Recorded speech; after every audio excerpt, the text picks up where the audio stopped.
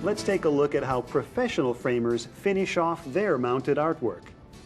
Most professionally mounted artwork has backing paper applied to it. To do this, apply double-stick tape all around the back of the frame. Double-stick tape and their dispensing guns can be found at most art supply and craft stores. Next, flip the frame over and set it on top of the backing paper. Use a sharp knife to roughly remove the excess paper. Be careful not to cut into the frame.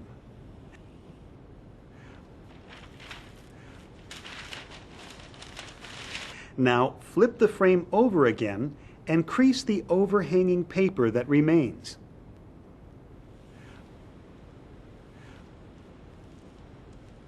Finally, use an edge trimming knife or a craft knife with a straight edge to trim the paper back past the edge of the frame by approximately 1/8 of an inch. Edge trimming knives can be found at most art supply and craft stores. To add a hanging wire to the frame, measure down about 1/3 of the frame on each side and mark.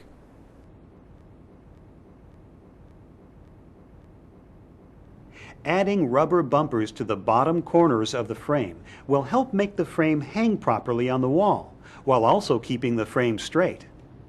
Also, because the bumpers hold the artwork away from the wall, they help keep discoloration from occurring on the wall behind the artwork.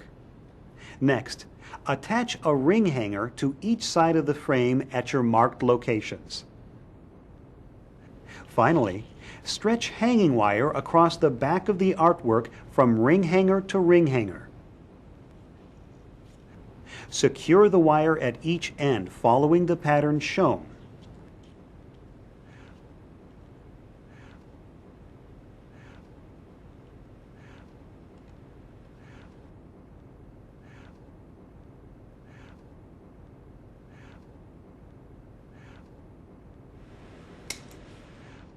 Now that's a professionally framed piece of art. Now let's take a look at some techniques used by professional framers on how to properly mount and glaze your framed artwork. The term glazing refers to protecting your artwork with glass.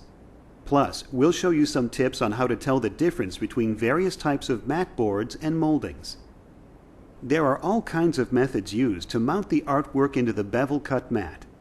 Here is a very common way the professional framers mount artwork to ensure that it stays flat and does not become buckled or damaged over time. Commonly known as T-hinge mounting, this technique is used when the window of the artwork is slightly smaller than the artwork itself. Using framer's tape, cut off tabs of tape and apply them vertically to the top edge of the artwork about 2 inches from the corners. Make sure you are using an acid-free mounting tape. Then carefully place the mat, color side up, onto the artwork to attach the tape. Secure the tape firmly. Framer's tape or mounting tape is available at most art supply and craft stores. Next, each tab of tape is crossed with an additional tab of tape to form the shape of the letter T. These additional tabs greatly reinforce the hinges. Only 2 hinge tabs of tape are used against the artwork. The artwork is not taped along the full length of the top, nor is it taped along the sides or bottom. The artwork simply hangs in the mat opening by the tape hinges. The reason for this is twofold. First, because we want to conserve the artwork, we want to minimize the amount of adhesive we put in contact with it. Second, it's the nature of art on paper that it will breathe. That is, it expands and contracts according to temperature and humidity levels. Restricting this natural freedom of movement can cause buckled or damaged artwork. So remember, proper hinging is key to preserving the artwork and keeping it looking beautiful for years. You must properly clean your glass before loading your artwork into your frame. Take your sized piece of glass and carefully clean it using cloth gloves so as not to leave fingerprints. Apply a non-ammonia-based glass cleaner liberally to one side of the glass and give it a few seconds to let the solvents break down the dirt and oils. Wipe the glass with a clean cloth rag, but avoid wiping it completely dry. Leave the glass slightly moist and let the air dry it the rest of the way.